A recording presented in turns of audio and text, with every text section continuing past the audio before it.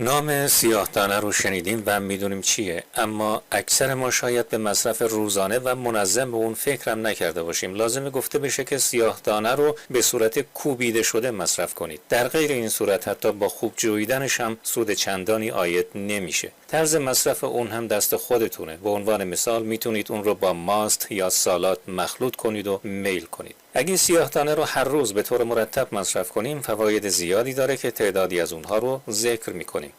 جوانسازی برای به تأخیر انداختن و حتی معکوس کردن علائم متداول پیری مثل کمشنوایی، ضعف حافظه، سفیدی موها و ضعف بینایی مصرف میشه. ویتامین B و آهن موجود در سیاه‌دانه به مقابله با بروز این علائم کمک میکنن. پوست روشن و بدون لک به جلوگیری از ایجاد چین و چروک کمک میکنه. همچنین از پوست در برابر اثرات مضر اشعه ماورای بنفش خورشید محافظت میکنه.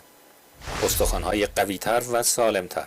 سیاه‌دانه به تقویت استخوان‌ها کمک میکنه و تراکم استخوان رو افزایش میده، به خصوص در افراد مسن و زنان یائسه که در معرض پوکی استخوان هستند. مصرف منظم سیاه‌دانه توصیه میشه. یک قلب سالم کلسترول خون رو کاهش میده و به کنترل فشار خون کمک میکنه. کبد سالم یعنی کاهش خطر ابتلا به سرطان. مصرف سیاه‌دانه از کبد در برابر مواد سمی و شیمیایی محافظت میکنه. همچنین از رشد سلولهای سرطانی پیشگیری میکنه. داشتن کبد سالم به بدن این امکان رو میده تا بیماری‌هایی مثل سرطان رو سم‌زدایی و با آنها مبارزه بکنه. منظم شدن غذای حاجت.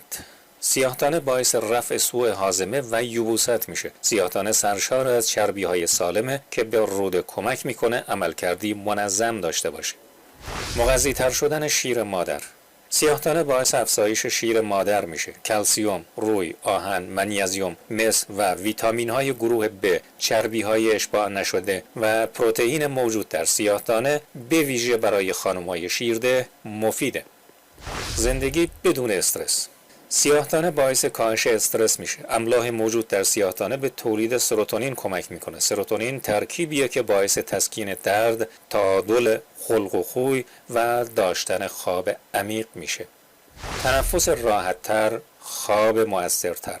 سیاه‌دانه علائم آسم رو کاهش میده. سیاه‌دانه همچنین باعث کاهش فشار خون میشه. به این ترتیب به محافظت در برابر بیماری قلبی ناشی از دیابت و محافظت در برابر سکته مغزی و حمله قلبی کمک میکنه.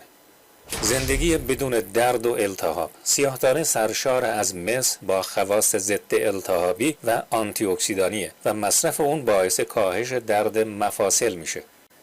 و آخرین مورد، کاهش درد میگرن. مصرف سیاه‌دانه باعث کاهش سردردهای میگرنی میشه و شخص میتونه خواب نسبتاً راحتی داشته باشه. موفق باشید.